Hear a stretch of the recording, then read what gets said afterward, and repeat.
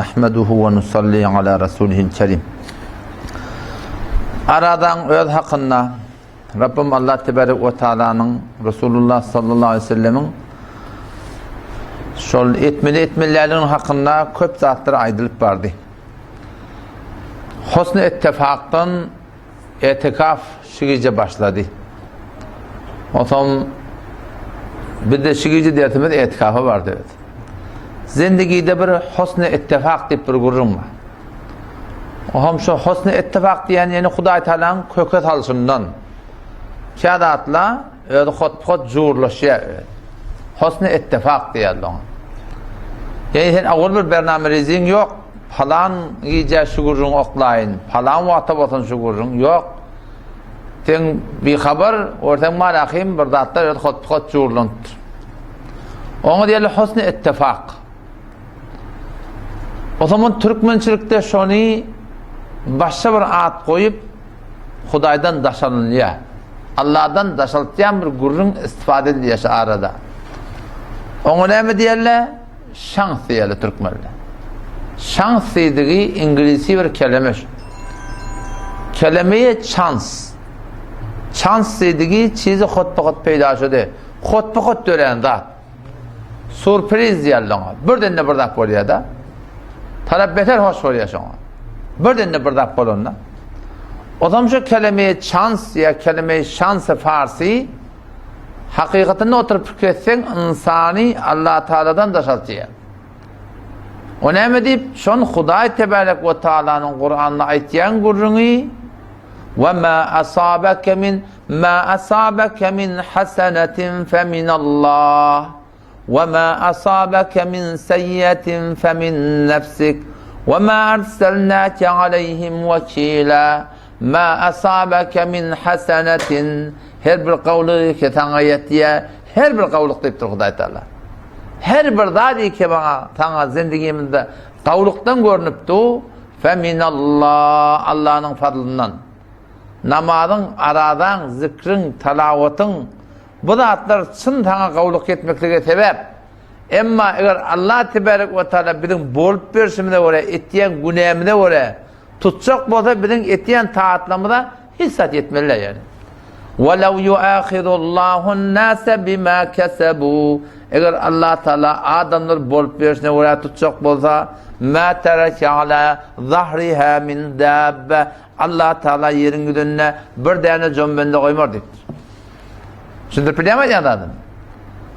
Eğer Huday Teala bizim bolup verişimde oraya bizim namahreme göz tüküşümü değil, onun başında hıyalat etişimi değil, gıybet etişimi de töhmet turşumu da başka bir adama gıcıt verişimi de, başka bir adama bakıcılık etişimi de, eneminin gevununa nahak değmekliğimi de, ayağının gevununa nahak anzı etmekliğine, adamın malahim nafermani etmekliğine, oğlun uşağı beddoğa etmekliğimi de, halal haram saygırman vamiyene bir gördüğür almaklığa, üçürdeki adıma vermesizliğe, eğer bizim bolup verişimi de oraya, Rabbim Allah Teala muamele edecek olsa وَلَوْ يُؤَخِذُ اللّٰهُ النَّاسَ بِمَا كَسَبُوا eğer Allah Teala ansızının bol verişine oraya eğer Allah Teala tutmalı olsa مَا تَرَكَ عَلَى ظَهْرِهَا مِنْ دَابَّ Allah Teala yerin güdününe bir tane cömbende koymar deyiptir.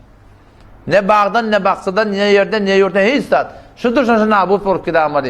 O zaman şu taydan bizim başımıza haydi bir kavluk geliyor hakikatini Allah'ın fadlından. Doğru namaz sonra sebep. Allah şomur bahane etiyed. Aradan, zikrin, telavatın, doğan, tadağan. Ma asabeke, onu hakikat düşünmelidir. Ma asabeke min hasenetin, her bir kavluğu ketidiyetiye, fe minallah, Allah'ın fadlından. Kapı kınçılıkla ne bunlar? Narhatiler düşüyor. Ona ne yapalım düşünmeli Kur'an-ı İtay'dan وَمَا أَصَابَكَ مِنْ سَيِّيَ sana muşkilat düşüyor, narahat düşüyor Allah Teala فَمِنْ نَفْسِكَ bolup versin deniyor Huday Teala. Bizim başımıza gelen kıyınçılıklar şansı diye onunla. Çobanın tayağından ne de, gelinin ayağından ne de, başa ne mi? Falan gün sehetmiştik, ondan ne de, yıldır falan yer demiştik. Yolma tayfa, neşet milliye, tekkidin milliye. Kanılmaya geldi altın milliye. Her bir tayfa öden bir gün belli yaptırır. Günler Peygamberimiz deyiptir, kullu yevmin mübarekun. Hem gün mübarek deyiptir. Haydi bir namübarek bolýar, ol bir gün iki men günah etdim. Ol bir gün iki men nahak iş etdim. Şol gün maňa namübarek bolýar. Sen Kadir gece bolsunda, her şebe kadres eger Kadir bedani ve eger Kadir nedani. Sen Kadir gece bolsunda, 1000 ýylyň, 1000 aýyň marahim ibadatini Hudaý talep berjek diýip. 83 ýyldan eýrek bolýan bir gece, birçe gece. Sen şu Kadir gecede oturda marahim aýdym aýtdyr. Gıcak aýtdyr, dutar aýtdyr, gitar aýtdyr, bezen beraks bolsun. Şoňa mene şwarahim. Bir hot Kadiriymiş diýip burda diýip barahim oýun çykarşyp burda det. Sen şu bir Kadir gecede barahim saňa na Kadir gece bolýar.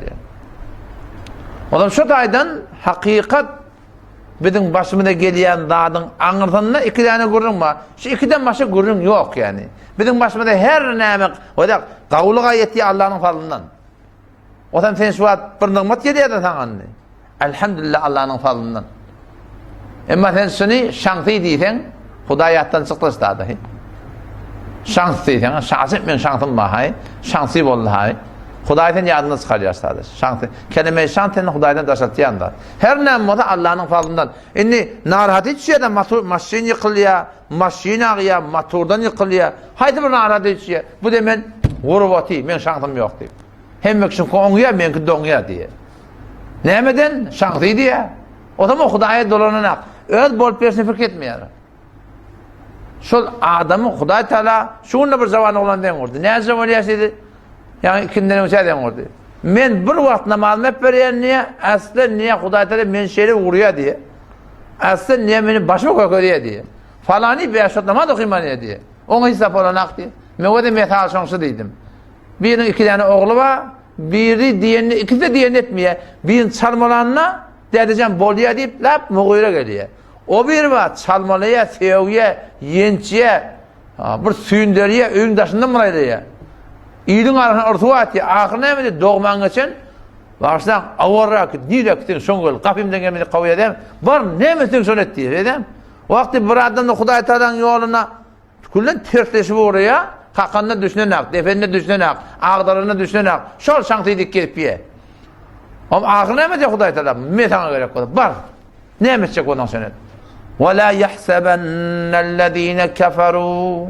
Din diýanaty goýup ýyly wara ýaşajak bolup beren adamlar, Halygyň ryzaýatyny gözlemäni, halka wara ýaşajak bolup beren adamlar, ve la yahsabannallezine keferu annama numli lahum biz şolary muhlet berýär, zat diýendak, tutamdak şolary hayrul li anfusihim, olara gawmy garip güman etmendiýär.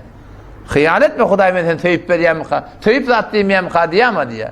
İnnema numli lahum liyazdadu isma. Biz olara muhlet berýär, zat diýemler. Namaz okuyman ýa zat diýemler. Riba ketýär, zat diýemler. Wamal ýa zat diýemler. Bihejap ketýär, zat diýemler. Ekerduna bar zat diýemler. Şeriat etýär, zat diýemler. Olar güman etmende Hudaý Taala biz olara diýip söýbet diýem hadiyemde güman edäme diýär. Näme muhlet berýän Allah? Näme zat diýen? Numli lahum liyazdadu isma. Günahny artdyryny diýär. O taýda hesabyňa ýeter diýipdir. Inna rabbaka labil mirsat. Senin Rabbin kimin gada da o gödepdi. Seni adazyk men 50 ýyl ömür berdim, seni terses ketmeýän geri berdi. Men bu dünýäni tutum berim oýmapdy Hudaý Taala. Bu dünýä kakym beri, seni geri berden gedýän bolan. Näde kim ýorup gelerdin? Şonda belli bolar näme diýip Hudaý Taala şey diýip aýtdy goýa halyna. Otam şu taýdan öde bir de her bir gawlygy kelýär Allahyň fadlyndan, her bir kynçylyga geçýär, men bolup bersimden ýa imtihan maňa. Şundan başga gözüne ýok İslamda. Oňa sen de şu düşünmeden, men de şu düşünmeden, näme diýip bir düzelýär saňam. Kakanna bir ýere gawşapdy şu gurrun. Bir ýerde bir gawşaklyk bar, bir ýerde bir ýalňyşlyk bar.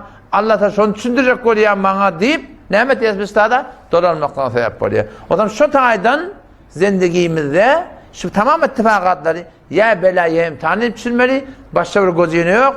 Allah tebarek ve teala'nın rahmeti şey, bir kakkiyallığı. Onda men Hudaýyň gözünden düşmeyip durun o deyip balakayım zatları düşünmeli. Allah tebarek kabul ettin.